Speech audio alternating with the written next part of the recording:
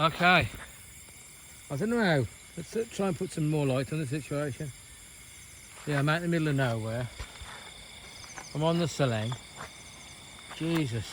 What day that was? So I went out. Like it's now probably about 9 o'clock at night.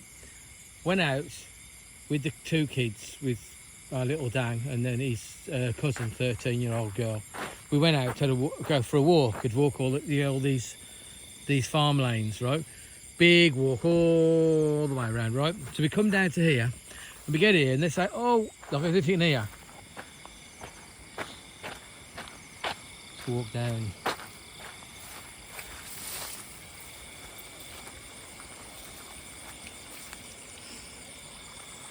This is all the runoff from the land. Just look at that for the flow. It's like a river. You know what I mean? If it was deep enough, it could take you away anyway. So, been down here before, like years ago, and it was actually deep as hell. I mean, like you was up to your neck.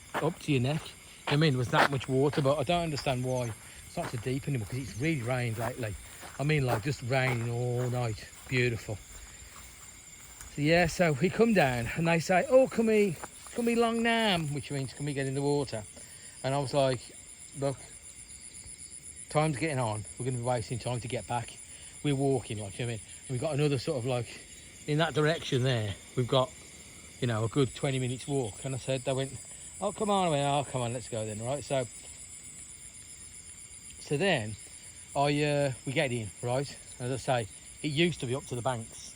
You know what I mean? But it's not as deep now. But it's still, you know, you can swim in it, or rather let yourself float along and you can't touch the bottom. So it's nice and it's a good.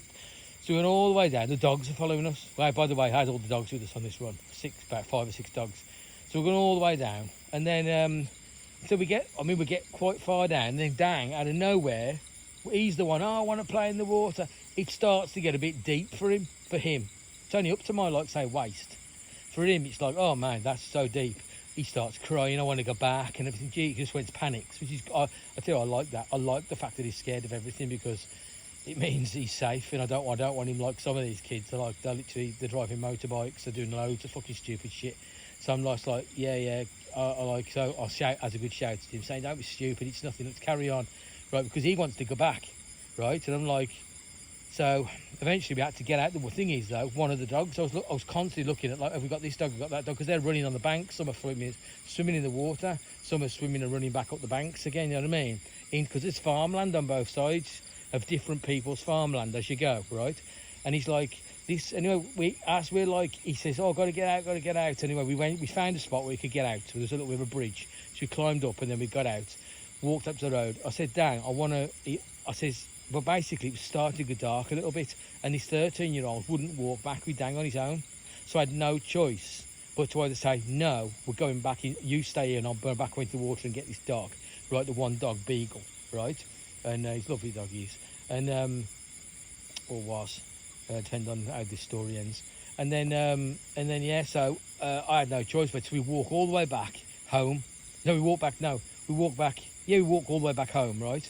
Then we get home, then I have to dress up in all my spandex diving stuff that I use for diving in these lakes and shit like that, right? It's not it's just like spandex, and like it's rash guard. So because this stuff here, the grass and shit like that can like give you like days of like stinging on your skin if you touch the wrong grass. So then I have to come back. You know what I mean? So I come back. I've walked down. I've come down here, and I've just been down there for about 30 minutes. I mean, all the way down this canal system, calling his name, because I've just got to try. You know what I mean? I've got to try. For all I know, he's down there somewhere. So I come back up here now. I gets back up here, climbs up the bank, gets up over here, and I'm like, "Oh, right," gets back up, and then gets the phone out, and I can hear the voice of somebody, right? It's my girlfriend, and she comes up here, and then she drives straight past up there. And then, how the hell she drove past our Seleng, I don't know. And then she drove up there, and then she drives back, comes back and goes, "Not first off, I'd left the car key. I'd left the car miles over there on the walk, the start of the walk, so we could, you know, and then I was going to have to go back with that, and then I was going to leave that there, over there somewhere, miles over there, and then I was going to leave that there, and then go and bring the D-Max, the Caesar D-Max back. Anyway, like, well, she's just turned up here right at the opportune moment, just as I've got out, that is, like, you know what I mean? I've just literally walked up to the bike, about to go, get my phone out. She comes up and says, "What happened? You answered your phone?" I've been in the water. You know what I mean? And it's been in my back. It's been in my bloody bum bag, in a plastic bag. And then she's like, "Just you left the car key on the table anyway." I looked in the bag. Oh shit! Left the car. I put it in a plastic bag. And then like so. Then so she's gone back to get that car. Then the 13-year-old, the girl who's the cousin, will drive the motorbike back. 13-year-olds drive a motorbike like that back on their own, because that's what they do here. 13 years old, they're riding motorbikes, and so to school. And then she's gonna drive it. And then we got. And then I said, and then she said, Beagle. When they got to the car to have a look where the car was, right? They found Beagle was underneath the car. It had found its way. This is the thing with dogs, man. They're so amazing. That dog had found itself from this system, from this canal system over there. It had found itself through the fields to the car where we left this, and it was hiding under the car. And when they got there, it was under the car, and then they just jumped it, put it into the back, into the bed of the truck at the back. Aren't dogs amazing? I give him such a hug when I get back. He's a lovely dog, he is. Great with the cats. The cats would have missed him as well. You know what I mean? So yeah. And it's funny really, because one of the dogs, which is one that I rescued from a local village that was trying to starve it to death, which is called, I call her Frisky, but she was called Lovely. She had no hair or nothing like, that one.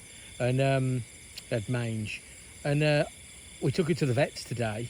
I took her to the vets today, and she, I'll give you a bit of content while I'm talking. I took her to the vets today, and then when we were coming out, she's a bit of a strange dog. I've had this before on these runs where I've gone running with her. When I tried to get her to come towards me, she won't. I think she's got something wrong with her eyesight, I do, So we brought her out and tried to get her back into the truck.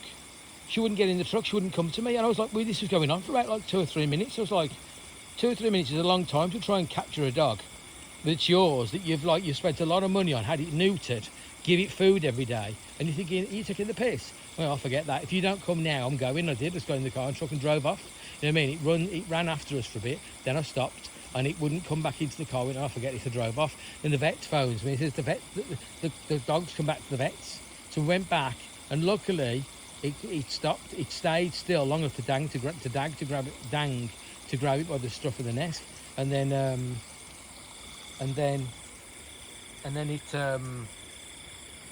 what did it do? We got it in the car and took it back home. But it was a great swimmer today. That's the second time it's been out running. This is a dog that at the next village to us had literally just allowed it it allowed it just to have mange, be completely bald, right, except for a few bits of patches of hair, right, and then be starving to death with ribs coming out and everything. Evil fucking cunts. Funny enough, my girlfriend's brother lives in that village. You know what I mean? Right opposite that where the dog was, which I'm not happy with. I stopped talking to him over. It's actually a piece of shit. You know what I mean? Everyone in that village is. And so bloody hell, that was so that we nearly lost 2 dogs today, because if we'd have lost, imagine going back tonight to give the food out, and when that dog wasn't with us, probably would have got the dog, the one that was at the vets, would have got it back eventually. It would have hung around the town, you see. But this was, I was worried about this one, was because in places like this, to me, I just think, well, if he doesn't know where it's going and it's in the middle of farmland, how does it know what direction to go? He'll just start walking. And look, but that's the thing. Dogs are just special, and lots of things are special. It found its way back across, as the crow flies, across land, and found itself back to the car. It didn't walk back through the roads and follow our scent all the way back, did it? And they don't, because I've had this happen with loads of other dogs that have on a run, they've not made it back. You know what I mean? That's good. That's a better shot, isn't it? It's a dark night tonight as well. It's cloudy. I think it's what we're on. There's no moon. There's hardly any moon. Spitting rain a little bit. It was great. Oh, he's back anyway. That's great. So I'm gonna get back home now. I'll be up drinking as well. This will be my second morning waking up no drink. Well, it's today a real day. I think yesterday morning I woke up after I've had a bit of vodka. That's not drinking. Drinking's having 3 big bottles of beer. You know what I mean? So yeah, let's get back and hit the fizzy water.